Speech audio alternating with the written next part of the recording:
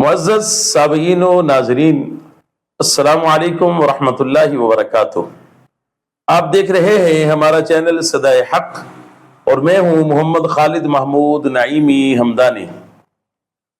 मुअज़्ज़ज़ सामीईन व नाज़रीन, आपने सुना होगा, देखा होगा, अभी हाल ही में हमारे मुल्क पाकिस्तान के शहर कराची में एक वाक़या पेश आया कि एक मशहूर टिकटॉकर रजब भट्ट पर जो है कराची के वकला ने तशद्दुद किया, उसे मारा गया, पीटा गया।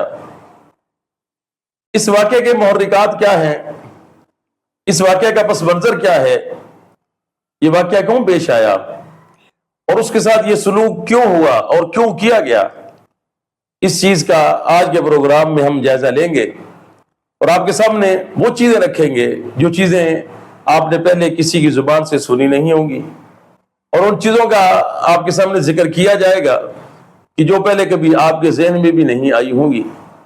मेरे मुअज़्ज़ज़ सामीईन व नाज़रीन, हमारे साथ जुड़े रहिएगा और हम आपको इंशाअल्लाह इस वाक़े के हवाले से बहुत ही भरपूर और दिलचस्प और अहम बातें आपकी गोश गुजार करेंगे। सामीईन व नाज़रीन, रजब भट्ट उन लोगों में इसका शुमार होता है कि जिनको नई नई दौलत मिलती है या नया नया कोई मनसब मिल जाए जिसके वो अहल ना हों, तो उनसे फिर वो मनसब जो है वो संभाला नहीं जाता है, वो दौलत वो उनसे संभाली नहीं जाती है। फिर वो उस अपनी दौलत का, उस शोहरत का वो जा बजा मुकामात पर उसकी नमूदो नुमाइश करते हुए नजर आते हैं, उसकी बार बार मुख्तलिफ मुकामात पर जो है उसका जिक्र करते हुए नजर आते हैं और फिर वो अपनी औकात, अपना माजी सब कुछ भूल जाते हैं। फिर वो ये समझते हैं कि बस हम ऐसे ही थे और ऐसे ही पैदा हुए हैं और ऐसे ही रहेंगे। फिर उनकी नजर में किसी चीज की अहमियत नहीं रहती है, उनकी नजर में ना दीन की अहमियत होती है, ना शायर इस्लाम की अहमियत होती है, ना किसी शख्सियात की अहमियत होती है, ना किसी कानून की अहमियत होती है, ना किसी इंसान की कोई अहमियत होती है। वो पैसे के नशे में धुत होते हैं, पैसे के नशे के खुमार में डूबे हुए होते हैं। उनको पता ही नहीं चलता कि वो क्या हरकत कर रहे हैं, वो क्या काम कर रहे हैं। मेरे मोहतरम सामीईन व नाज़रीन, रजब भट्ट ये एक ऐसा शख्स है कि जिसको नई नई शोहरत मिली, अचानक से इसको वो शोहरत मिली कि जिसका कभी इसने तसव्वुर भी नहीं किया था। ये क्या, इसके बड़ों ने भी कभी इस तरह की शोहरत का सुना नहीं था। शोहरत मिल गई, अब वो शोहरत उससे संभाली नहीं जा रही।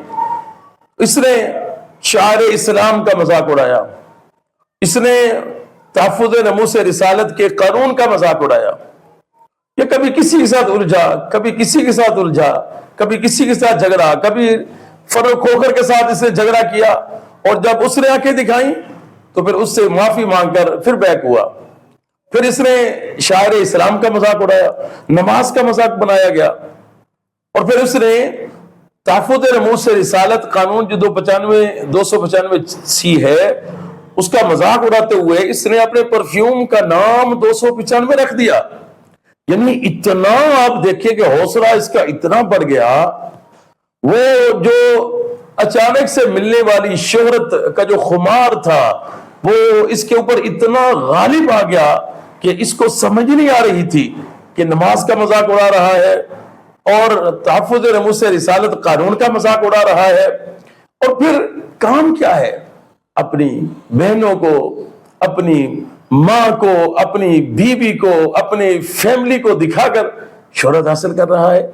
ये तेरी हैसियत है और तू हाथ लगा रहा है जाके शायर इस्लाम को और मजाक बना रहा है तहफ़्फ़ुज़ नमूस रिसालत के कानून को। अब आइए देखते हैं कि ये वाक़या के साथ हुआ क्यों, ये इतनी तज़लील इसकी हुई क्यों। लोग तो ये समझते हैं कि इसने वकला के बारे में कुछ बोला, वकीलों ने उसके एक्शन का रिएक्शन दिया। मेरे मोहतरम सामीईन व नाज़रीन, मैं इसको इस नुक्ता नजर से नहीं देखता, बल्कि मैं इसको इस ज़ाविये निगाह से देखता हूं कि ये अल्लाह तबारक व तआला की हिकमत है। ये अल्लाह तबारक व तआला ने इसको दिखाया है कि तू अपनी औकात को, अपनी हैसियत को भूला بھولا تو اپنی حیثیت کو، اپنی اوقات کو، اور تو نے شاعر اسلام کا مذاق اڑایا اور تیری نظر میں کسی چیز کی کوئی اہمیت ہی نہیں تھی۔ لیکن دیکھ، ہم اگر چاہیں تو ہم ایک ہی پل میں جو ہے کیا سے کیا کر سکتے ہیں۔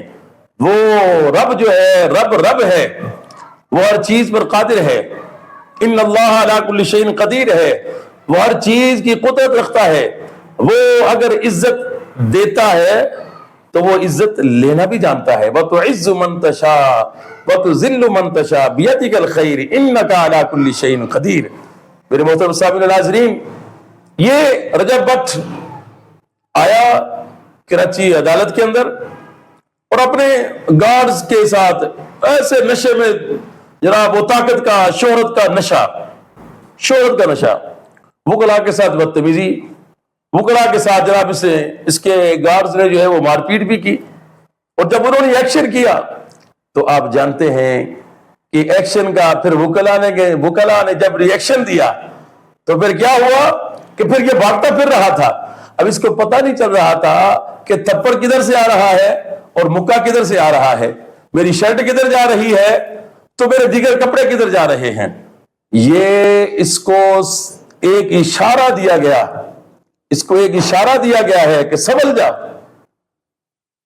جا اور شاعر اسلام کا مذاق اڑانا بند کر اور اپنی اوقات میں رہ۔ جو رب تمہیں عزت دے سکتا ہے وہ رب جو ہے وہ تمہیں ذلت بھی دے گا، جیسا کہ تو نے یہ اب اٹھائی ہے۔